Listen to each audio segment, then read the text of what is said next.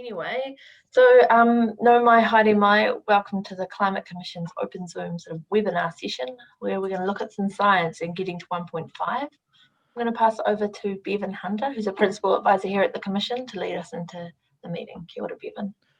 Kia ora tātou. Ngā mihi nui kia tātou I runga I te pāka whakata reo. So that's just greetings to everybody on this webinar. Ko taku mahi nai nei he karakia. He honore, he kuroria ki te atua, he mai ngā rongo ki te mata o te whenua, he whakaaro pai ki ngā tāngata katoa, hanga e te atua, he ngā kauhau, ki roto ki tēnā o mātou, whakatongia tō wairua tapu, hei awhina, hei tohu tohu ia mātou, kuroria ki tō ingoa tapu, ake, mini.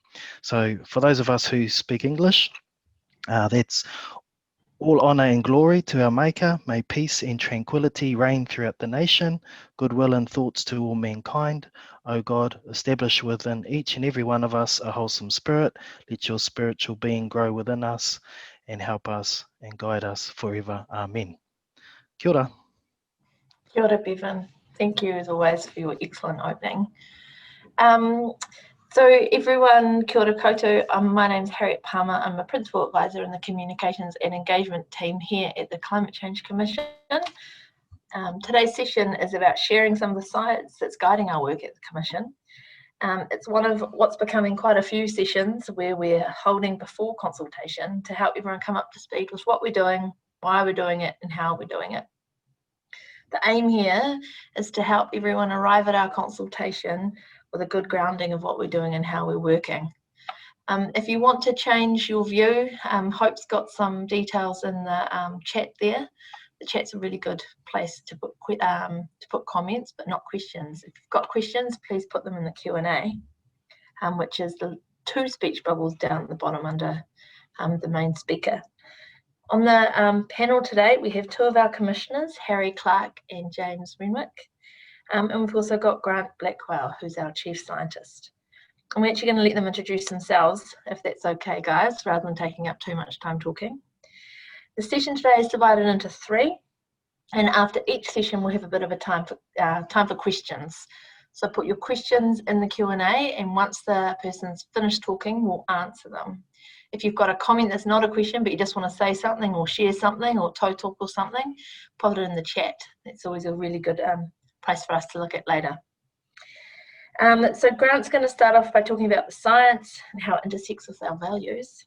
James is going to talk through 1.5 and look at whether it's feasible and what's required to get there. And Harry's going to finish off with a look at long and short-lived gases and why we're treating methane differently, we as in Aotearoa. Some really quick rules, as I've already said, put your questions in the Q&A down the bottom. Please keep them short and succinct. I don't want to read out anything too long. And also have a think about the audience here. So there's a broad audience, people with all sorts of different backgrounds. If it's too technical, then we won't answer it. And I might not understand it. So that would be a negative. If you can make it simple, then that's a good comms exercise for you. Look out for the polls. We're going to pop up some polls to keep things interesting here. These don't really reflect our thinking. They're more to help you understand some of the complexities that the country is faced with. They're also not scientific, so they will not be considered evidence. And then because we never have time at the end to do this, I'm just going to do a quick plug on consultation. Starts 1st of Feb. Keep an eye on our website and our social media channels. And if those don't appeal, you can always send us an email to hello@climatecommission.govt.nz. Hope, can you chuck that in the chat? And that's how you can sign up to our newsletter. We can't add you because that's against privacy rules. Right, so now I'm going to pass over to wonderful Grant Blackwell. Kia ora, Grant. Kia ora, Harriet. Thank you, Bevan, and thank you everyone for joining us today. It's great to see the interest in our work that the people that have out there, keen to know what we're doing and how we're coming at our advice. So I've got a couple of slides just to talk through a few things. I'm going to give just a sort of a high level context and scene setting of a little bit about us, our role and the approach we're taking to our work, and give a bit of that framing.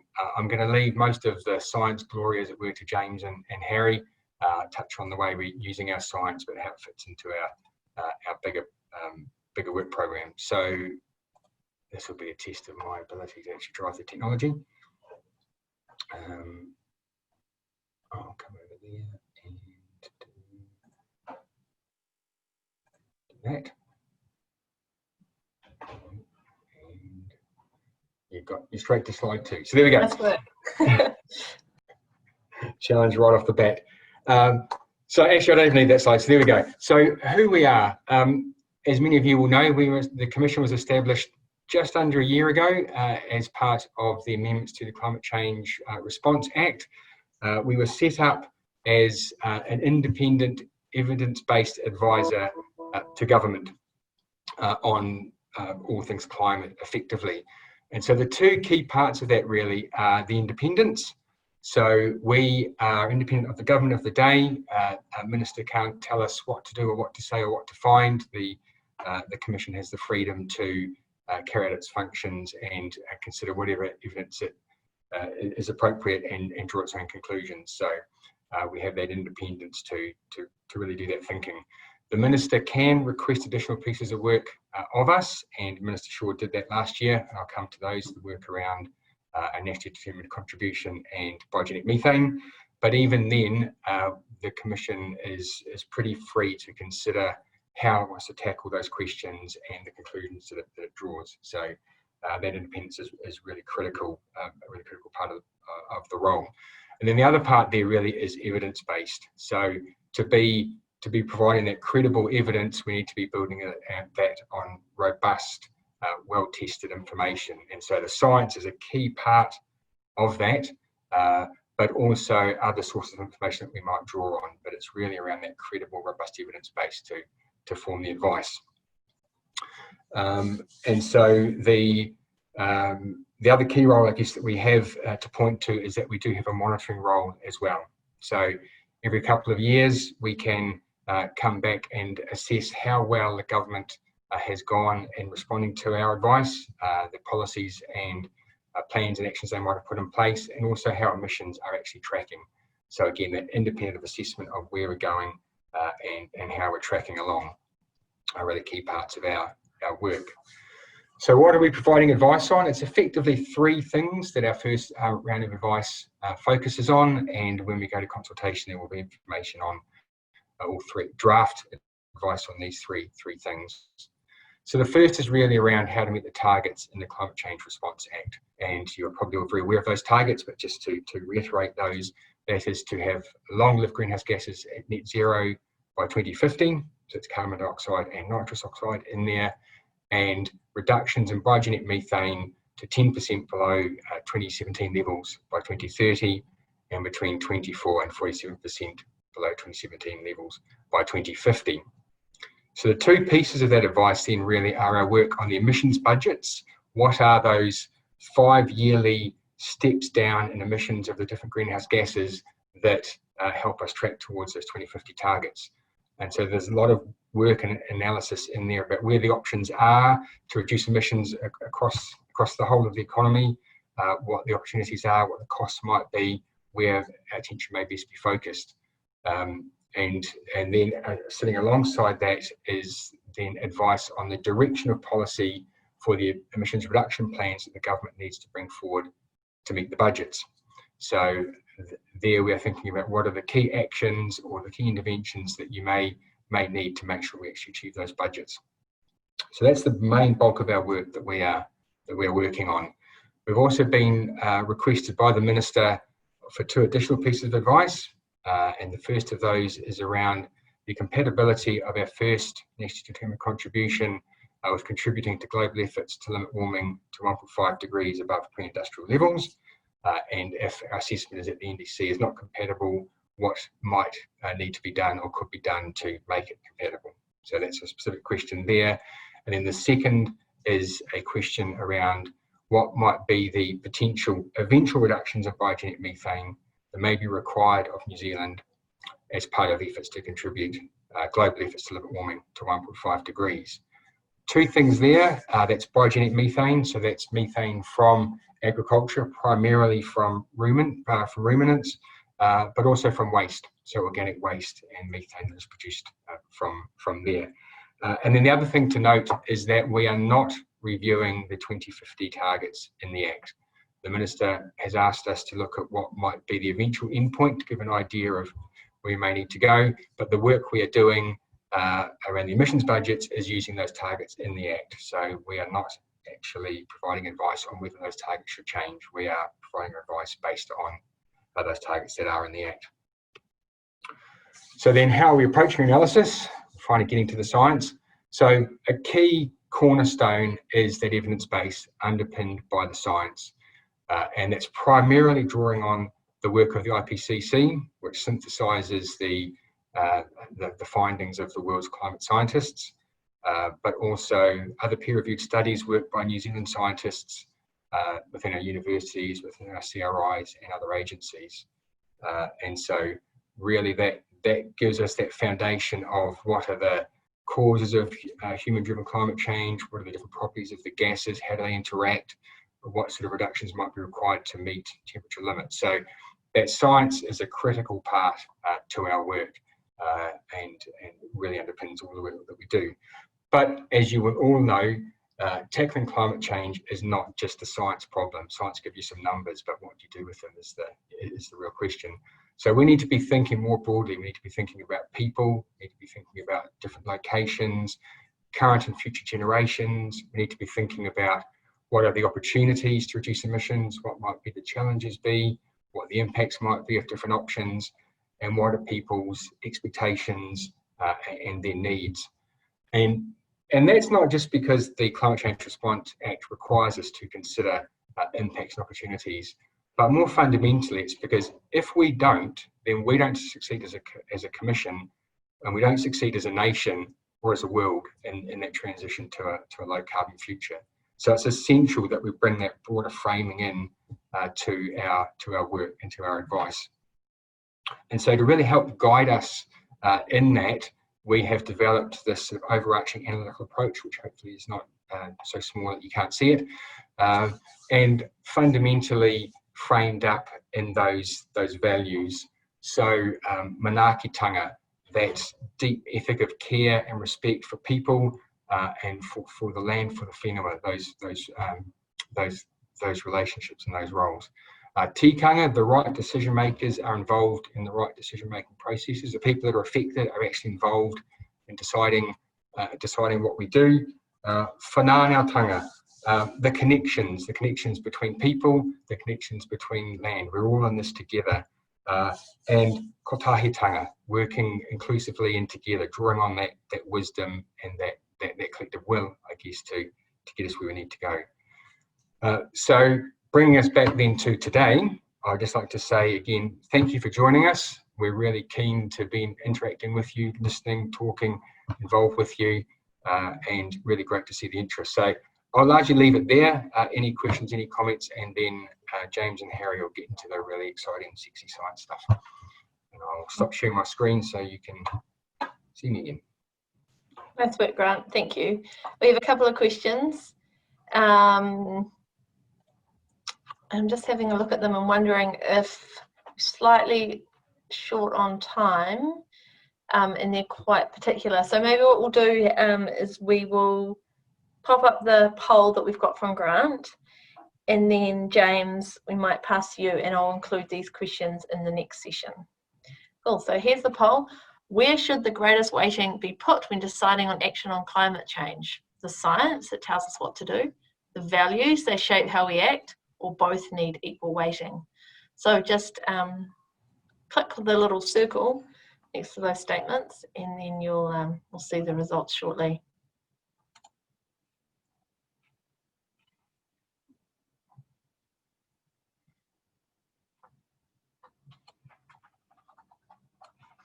And to the anonymous attendee who put test in the Q&A, yes, your test came up, so we can see that.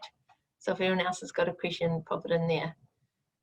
Okay, so I think we'll pass now over to James. Over to you, James. Well, kia ora, Harriet, thank you. And kia ora tātou, great to see everyone online. So I'm going to speak just for a few minutes about targets and temperature limits and so on. Just very high level overview kind of stuff. So just find my PowerPoint and share it.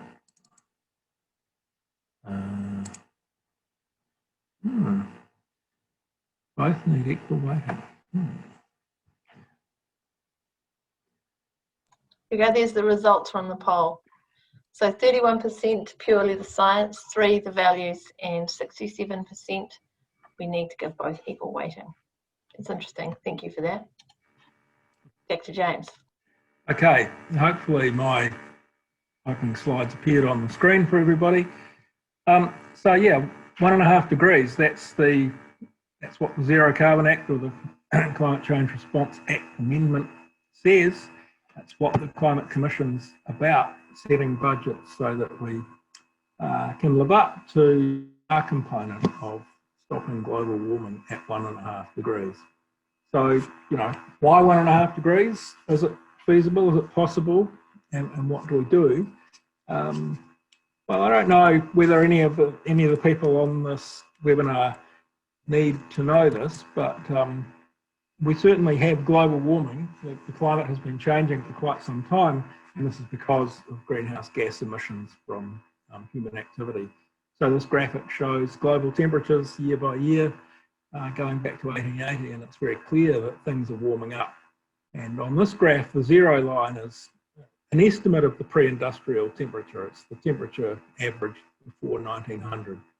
So a century or more after really the pre-industrial period, but still not a bad estimate, I would say. So the last few years, and the last bar on this graph is actually what we've had of this year so far, 2020, which is still possibly going to be the warmest year on record. So the last 5 or 6 years have all been more than a degree above pre-industrial. So we're well on the way to 1.5 degrees already. And that's one of the reasons for the 1.5 degree limit or threshold. There is, I think the message though is there's no magic number. There is no, in a sense, safe climate or unsafe climate. Just human society has got used to the climate that we've had for the last several centuries. And we've built our food production systems and our infrastructure in our cities around that climate and that level of sea level and so on. All of these things are changing now. And as soon as change starts happening, it disrupts things and it costs. So it's a question of how much cost there's going to be, how much change there's going to be. And the IPCC, the Intergovernmental Panel, put out a report in 2018 talking about 1.5 degrees of change and what that would mean in terms of impacts compared to 2 degrees of warming, and made the point that every 10th of a degree adds to the problem. So it's really a sort of race against time situation. We're already seeing more intense and more frequent droughts in places. We're certainly seeing more intense, larger fires happening. This is a photo from California earlier this year, Northern California, but the west of the US and the east of Australia are both really copping it in terms of increases in fire intensity from warming and drying. And then the flip side is heavier rainfall events, and we've seen that my title slide had a photograph from Plympton from a couple of weeks ago, a local flood that happened in a matter of hours. A similar thing happened in Napier a few weeks earlier. And this idea that when it rains, we get heavier rainfall events because there's more moisture in the air and a warmer climate. So part of the reason for the 1.5 degree limit is it's a sort of pragmatic thing. We're already over 1 degree of warming.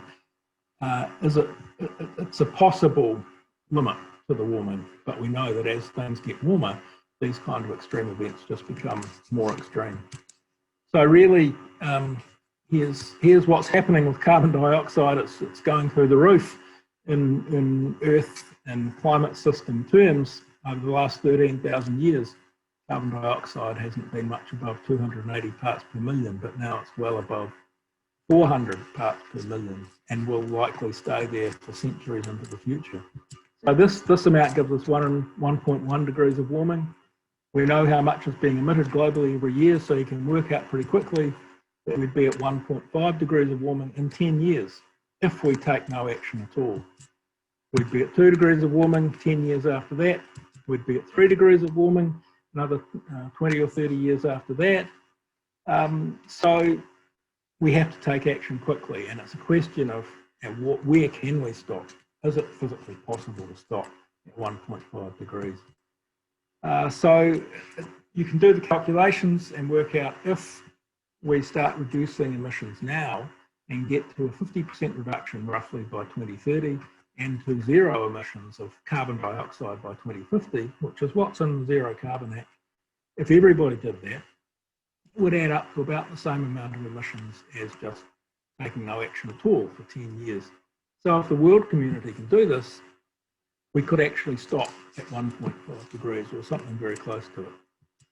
Unfortunately, the latest model results, climate models are saying the future's looking like it might warm up faster than we thought before, a little bit. So maybe you could shave a year off some of those estimates. So time really is short. And the question is, can we do this? This is a graphic from that IPCC report on 1.5 degrees of warming.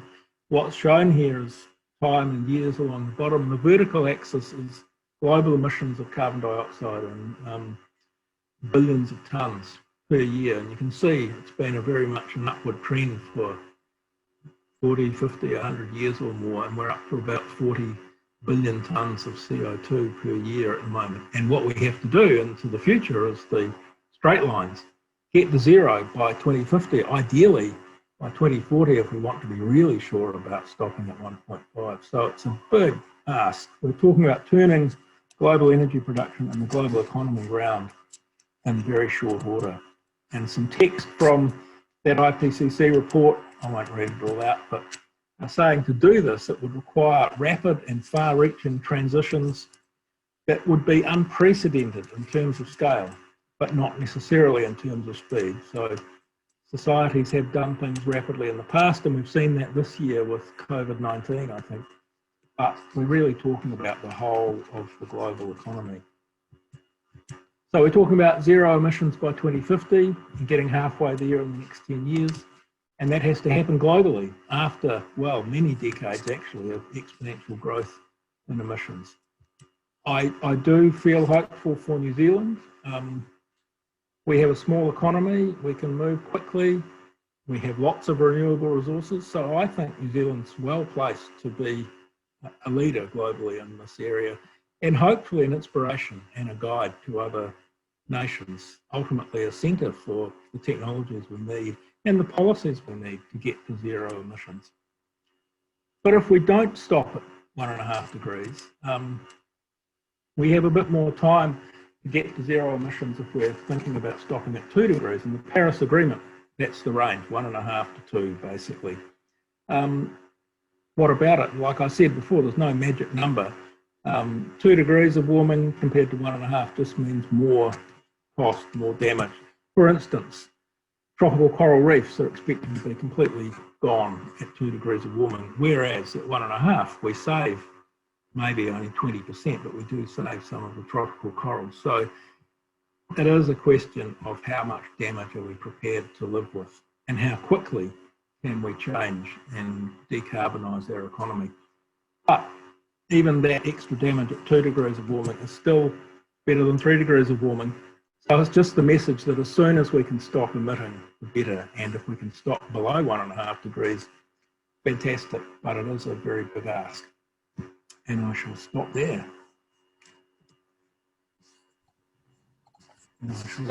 Thank you, James. Cool. Thank you. I've got a couple of questions, so I'm going to ask those actually, and then Hope's going to pop up in our next poll as well. Well, this is one James came up with. Do you think getting to zero carbon by 2050 is fast enough? And there's a yes, no there. So that'll be up there for a little while. If you've answered and then you want it to go away, you can just exit or minimize it, and we'll jump off your screen. In the meantime, I've got a couple of questions here. Grant, this one's for you here. This is from Donal, who asks, is there any research planned around the biology of soil and the very important role it plays as a carbon sink? I can start on that. Harry's probably got more intimate details on that myself, but yes, we are looking at soil carbon as part of our work on the emissions budget. So we are looking right across the economy. We're looking at the land sector, those opportunities to reduce emissions within our production systems, but also to sequester more carbon in those landscapes. So we certainly are looking at all those different options. I'll probably pass to Harry, who has done a lot of sort of more specific work around the options and the challenges with soil carbon. If you're happy to jump in there, Harry. Yeah, thanks, Grant. Yes, there is a lot of work going on looking at the role of soil carbon.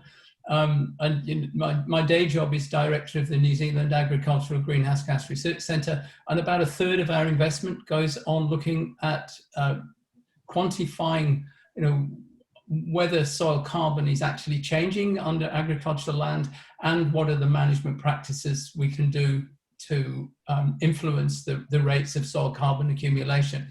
Currently, our best evidence is that averaged across the country, there is really no change in carbon stock, but the evidence we have isn't great. So quite a big focus is on collecting the evidence. And I said then there are other programs looking at, well, what management practices can we implement to reliably change soil carbon in the long term?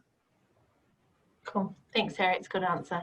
Oh, and we've got the poll results shared there. So no, 65% of you say getting to zero carbon by 2050 is not fast enough. Need to think about. Thank you. I've got another question here from Sky Davies. I'm just going to ask the questions, and I think you guys just put your hands up because you have a more intimate knowledge of each other's expertise, though I'm learning. Okay, this is from Sky. Can you talk about how, if you think about interactions of carbon emissions with other big crises we face, for example, biodiversity, socio-economic, do you give extra weight to solutions that will address bigger system issues? James, over to you. I'll have a start at that. Great question. Yeah. And yes, absolutely. So thinking on an even bigger scale, climate change or climate action is one of the Sustainable Development Goals, and they encompass pretty much everything that's an issue globally, whether that be inequality, education, employment, environmental pollution, etc., etc. There's an awful lot of intertwined issues. I would say climate change, a lot of people talk about climate change as being a threat multiplier, something that just makes everything else worse. And yeah, climate change increases inequality between nations because often it's the least developed nations that are suffering the biggest consequences, and the ones that have done most of the damage in terms of emissions are getting off somewhat more lightly. Also, intergenerational equity issues come in because, we're sort of borrowing the future from future generations. And, costs, economic costs, how are they distributed? There's all sorts of issues there. And yeah, we're talking about a kind of pollution, essentially, greenhouse gases in particular, but it plays into the whole story around plastic pollution and other forms of environmental pollution. So it is all part of a bigger picture. The Commission is tasked with looking solely at greenhouse gas emissions in New Zealand, so we don't really have a remit to think that much more broadly. But yeah, where it's possible to join the dots and take actions that give us a win on multiple fronts, then certainly, yes, we want to do that. But I see Grant nodding. I'll let you say some more.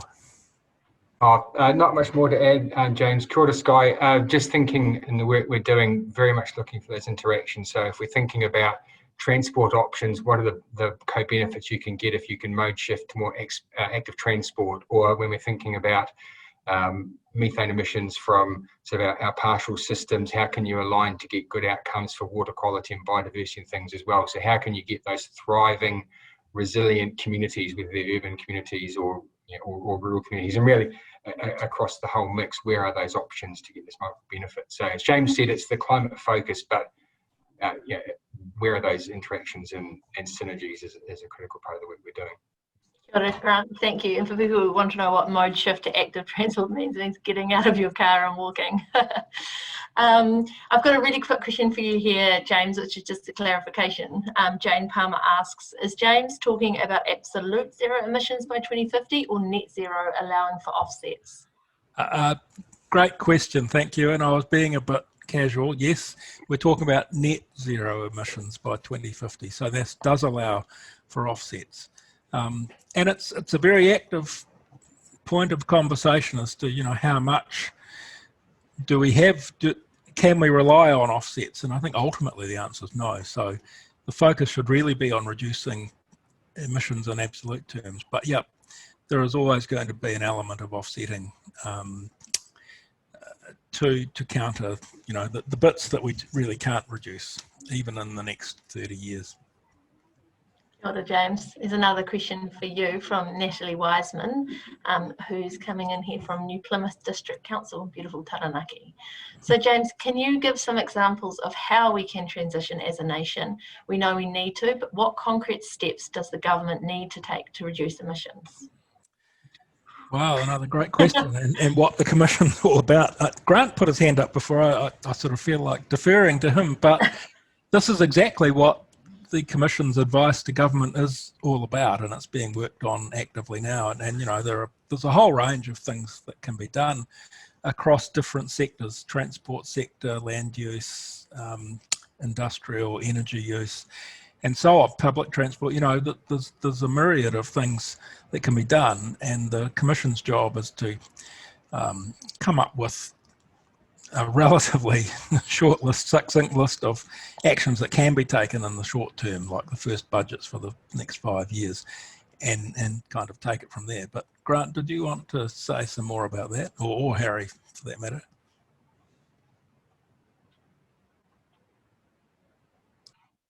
I won't. Not too much more. I guess you have to wait to the 1st of February, which is being slightly coy, but that's a key part of the advice we'll be delivering is those concrete options. So the act says we have to give budgets in terms of numbers, and it's actually in CO2 equivalents, but we are looking below that, breaking down by different sectors to look at opportunities to reduce emissions from transport, from our buildings, from the way we heat our homes or we run our processes and things. So we're looking at quite specific things right across the board where there are opportunities to reduce emissions that are things that are available now or things that have great potential in the next few years and potentially need to be supported or encouraged to come on. So the detail will be in there, but the commissioners will shoot me if I start talking about what's in the advice. But I could just put in a quick comment. I was on another webinar this morning run by the School of Government at Victoria University, which was talking about reducing transport emissions and working on the public transport network and so on. That was recorded. I don't know if it's online yet, but there's some really good discussion in that about what New Zealand could do around public transport, electric vehicles, etc., etc. And this is an important component of our emissions. So have a look out for that. It'll be on the Victoria University website, hopefully pre-Christmas. Oh, thanks, James. We can share that too. I'm just going to move to Harry now. We've got a good section left at the end to answer questions, so we will come back to them. So I see we've got some good ones in there. So Harry, over to you. Thanks, Harriet, and thanks everyone for attending. I've got the somewhat unenviable job of doing something on the dry science of long-lived versus short-lived gases and why New Zealand uniquely has, in its domestic targets, has adopted this split gas approach. And to me, I'll try and answer that in, is it scientifically justifiable to do that? Is the evidence there that justifies that approach? So I think basically one thing to get in mind is that when we talk about greenhouse gases, they all cause warming to a greater or lesser extent compared to whether you didn't emit that gas. And I think that's a really important point, as I'll come back to that later. But when you actually are comparing different gases, there are two attributes of the gases that have to be taken into account. One of them is, in a sense, is the amount of heat they absorb, the amount of infrared radiation they trap. And then the other is how long they last in the atmosphere. And so to understand the contribution of warming of different gases, you need to consider those two factors. You can't just take one into account. Both of them need to be taken into account. And so this is why we come into this categorization for one component of that is this lifetime in the atmosphere. And you'll see in our national targets, we have we have net zero long-lived and a separate target for short-lived. But how do we categorize long and short-lived? What makes a long-lived gas? What's a short-lived gas? And the answer is there is no strict categorization. That you can't say something under 20 years is regarded as short-lived or over is regarded as long-lived. But for pragmatic purposes, the three main greenhouse gases are carbon dioxide, nitrous oxide, and methane. And of those, methane is regarded as a short-lived gas, and nitrous oxide and carbon dioxide are categorized as long-lived. And just to put a bit more detail on that, the lifetime of methane in the atmosphere is usually quoted as around about 12 years. But that doesn't mean if I emit a ton today, it's all gone in 12 years. It has an exponential decay, which means that about 2/3 of it is gone in 12 years, and another 12 years, about 2/3 of that remaining has gone. We contrast that to nitrous oxide, where it has a sort of average residence time in the atmosphere of around about 100 years plus, 114 years. And then with carbon dioxide, that gets even more complicated because there's not usually a specific number quoted. It's hundreds of years to millennia. And the reason is that some of it can disappear quite quickly from the atmosphere, but large parts of it disappear very slowly from the atmosphere.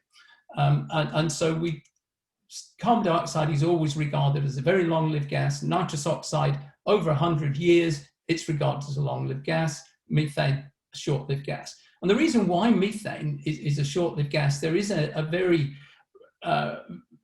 rapid breakdown due to a chemical reaction in the atmosphere. So hydroxyl radicals react with methane and they break it down into water and some other constituents. There is no such equivalent reaction for carbon dioxide or nitrous oxide. With nitrous oxide, it's more of a photochemical breakdown. So short-lived, long-lived, and as I said, there is no strict definition of timing, but they are quite contrasting when we look at the actual lifetimes as best we can estimate them. So what I wanted to do was just to show now, we're thinking they've got different lifetimes. They also differ in the absorption. So something like methane will absorb more heat than carbon dioxide, and nitrous oxide even more than either of the two of them. So we have to take those two things into account. And now I'm going to try and share my screen. And this is where my technological knowledge is probably going to fall down. It's a very bright green square that says share screen with a little arrow. Has that come Yes, on? very good. Well done, yes. Yes, looking good. You just need to make it big. That's what I'm trying to do now. There we go.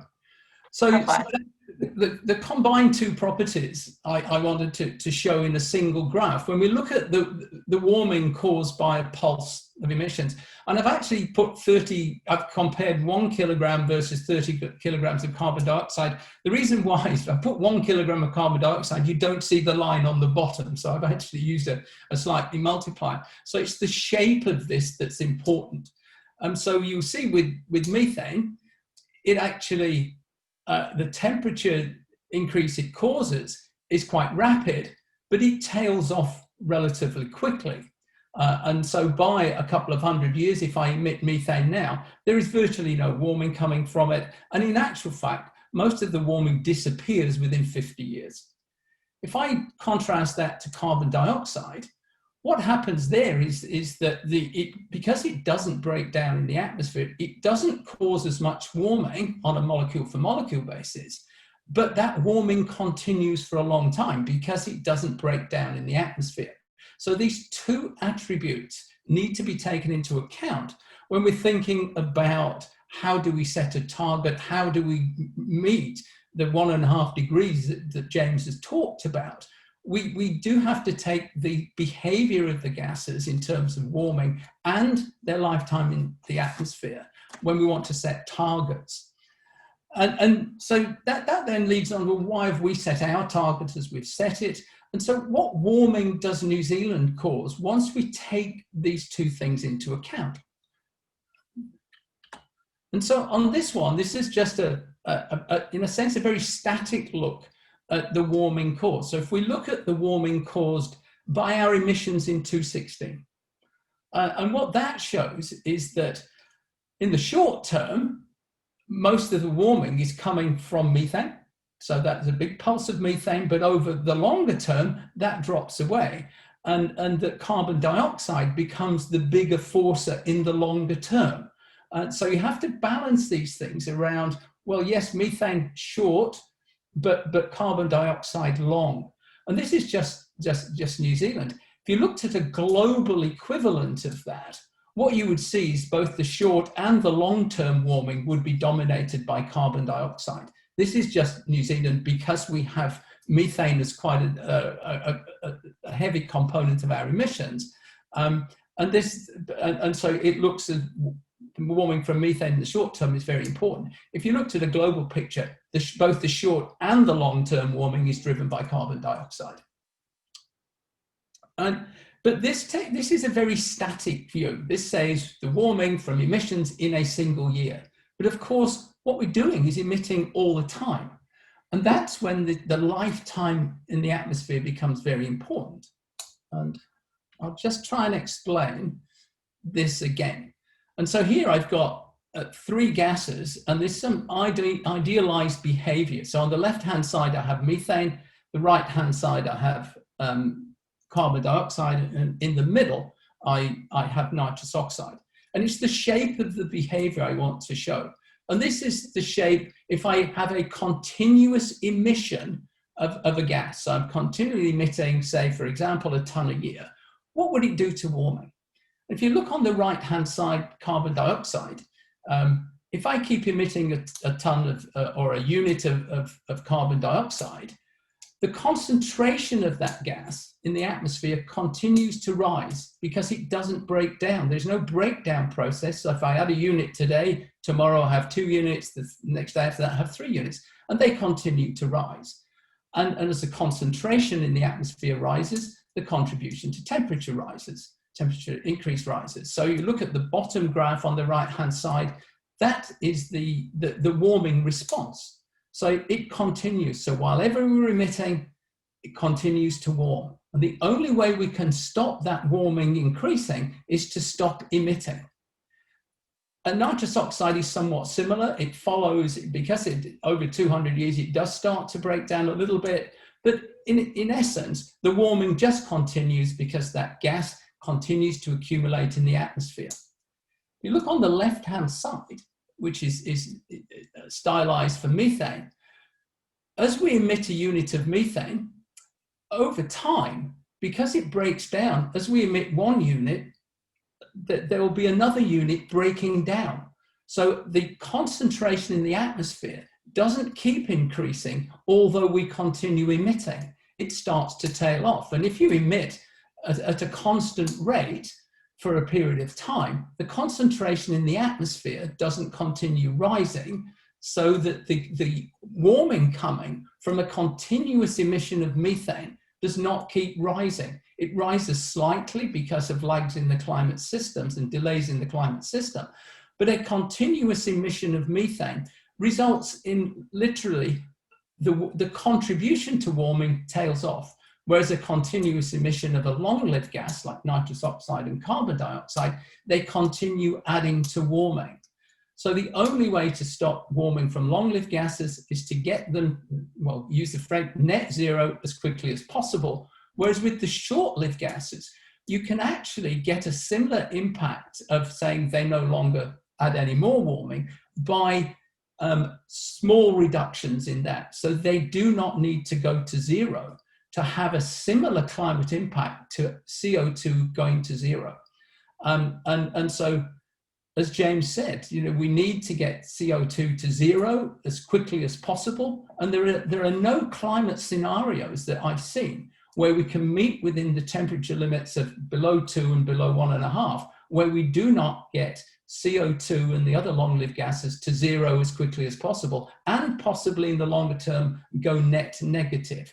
Whereas we do not have to do the same with methane. The more we can reduce it, the better, but you do not have to get it to zero.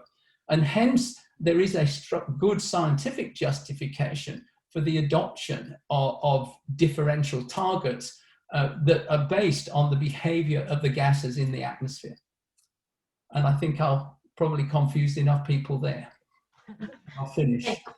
Thanks very much, Harry. We've got some really fantastic questions, so I'm just going to jump into them. We've only got 14 minutes left. We've got a couple of questions on the GWP star versus GWP 100. Does one of you, or probably you, Harry, want to address GW? Here we go. Steve's got it as a good question. There was a hot debate, especially in agriculture, about the appropriateness of using GWP 100 versus GWP star for measuring warming impacts. Does the Commission have a view on using GWP star in the future? I think, yes, we do have a view. And to be very truthful, I very deliberately in my talk never mentioned metrics, because you do not need metrics to understand the targets and the differential targets. You do that based on their warming implications. And so I deliberately never mentioned metrics, because I think it's a little bit of a false debate around whether we use GWP star or GWP 100. What we should do is to make sure that our targets are set based on the properties of the gases. And that's the approach we've been adopting in the Commission, is that we are looking at how you reduce emissions of different gases. There is a reporting requirement at some stage to put them, this is in the Act, to put them into a common metric. And that will be GWP 100, simply because it is, in a sense, it's in the Act to do that. But where GWP star has an advantage, it enables a better estimate of the warming, because it does take into account the long-lived nature of the gas. But it also has some disadvantages. For example, it'd be very difficult to see how you could use it in a pricing system, whereas you could use GWP 100 in a pricing system. I think that the message from us, I think, is that it's best to talk about individual gases rather than use metrics. Thanks, Harry. I've also had a couple of questions on methane and its conversion to CO2. So if doesn't methane convert to CO2, so how can you get zero CO2, let alone negative, without zero methane? Yes, yeah, you're right. One of the breakdown products in the atmosphere of methane is CO2. We also have to think of, when we talk about biogenic methane, it's actually come from plant absorption of plant process of photosynthesis. So ultimately, if it's plant material going into waste streams, it is been formed by taking a molecule of CO2 out of the atmosphere via photosynthesis. When we look at ruminant methane, they in actual fact the animal has consumed food, which was always going to be plant-based, and that has taken a molecule of CO2 out. So when we do accounting, the conversion factors we use, and whether that's GWP star or GWP 100, it doesn't make any difference. They account for the fact that when the molecule of CO2 has been taken out of the atmosphere, and then yes, it may break down from a molecule of methane to CO2, but that's neutral. Where it is interesting is how you then account for fossil fuel methane, because the fossil fuel methane breaks down in exactly the same way that ruminant methane would, or waste methane, to CO2. But the CO2 fossil fuel methane took out of the atmosphere was many, many millions of years ago. So there is a strong argument for saying we should treat fossil fuel methane slightly differently. We do actually have, in terms of GWP 100, we have different numbers for fossil methane and biogenic methane. And very roughly, you add if we say that using GWP 100, it's about 28 for methane, it would be just under 31 for fossil fuel methane. So there's not an argument for biogenic methane around the CO2, but there's an argument you could increase the value for fossil fuel methane because it did take CO2 out of the atmosphere, but it was many, many millions of years ago. Thank you, Harry. I hope this is helpful for everybody. I've got a question here from Joshua O'Rourke, who asks, given New Zealand is part of a global and dynamic world economy, what is the method for working out if domestic actions are 1.5 compatible? Is that you, James? I was going to say Grant. Grant? Yeah. Over to you, Grant.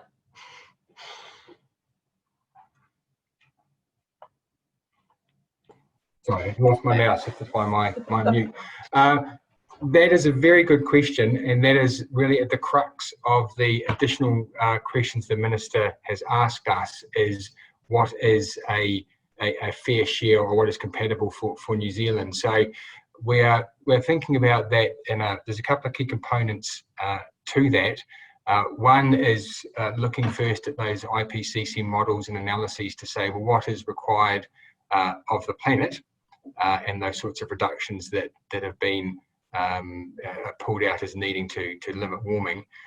And then under the Paris Agreement, we need to think about things like under the agreement, developed nations have basically signed up to look to lead the way where they can. So just doing the average is maybe argued is not enough for New Zealand to just say, well, we'll just do the average and there you go. So you would be thinking about then what is a greater degree of ambition from New Zealand.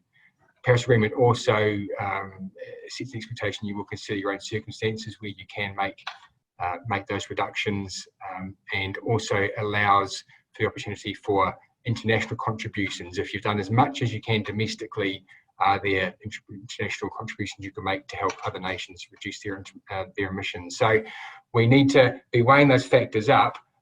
In reality, some of that is actually a political, social decision, and so the Commission and Harry and James can sort of jump in here. That the challenge for us and the role for us is what is providing the analysis and the evidence that lays those sorts of things out.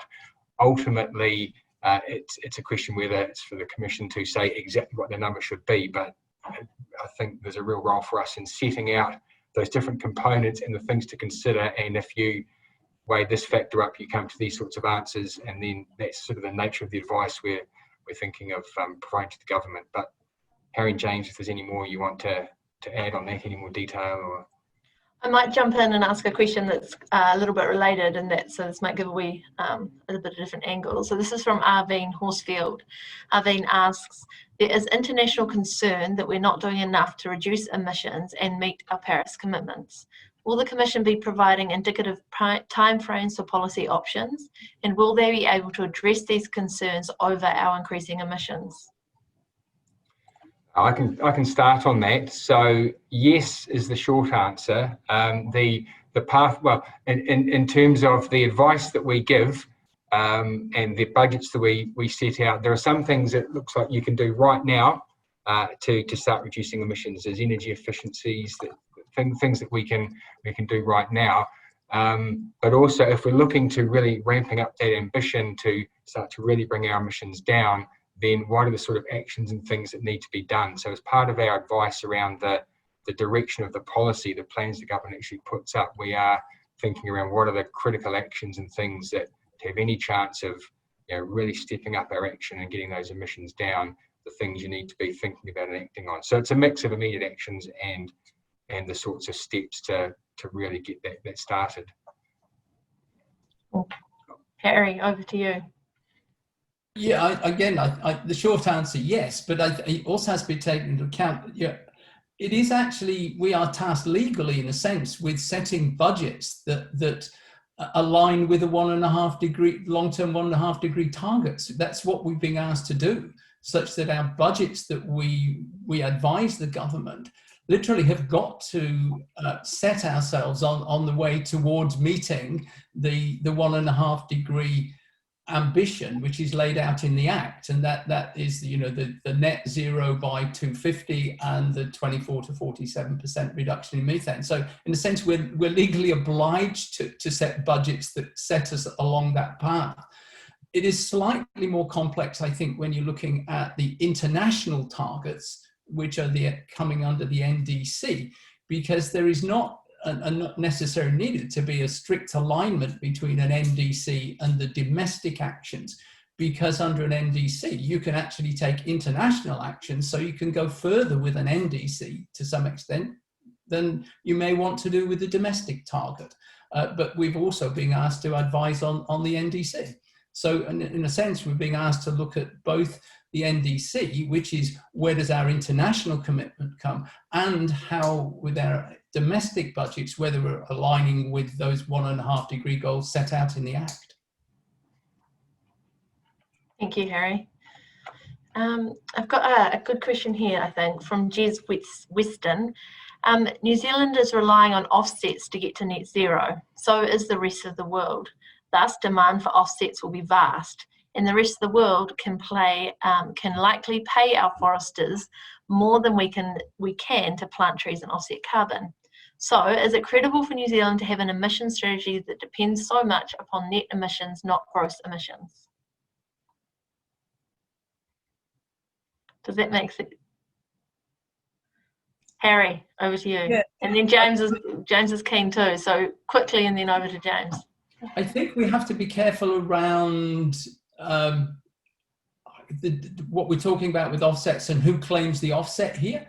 From my understanding is if we are growing trees in New Zealand, they will count for New Zealand's offset. Another country cannot claim those without New Zealand's permission. So it's not just an open market where the demand for our offsets can offset other people's emissions. Our offsets grown in New Zealand may well be foreign owned, and the value of those could go offshore. But the offset, as I understand it, would count against our domestic targets.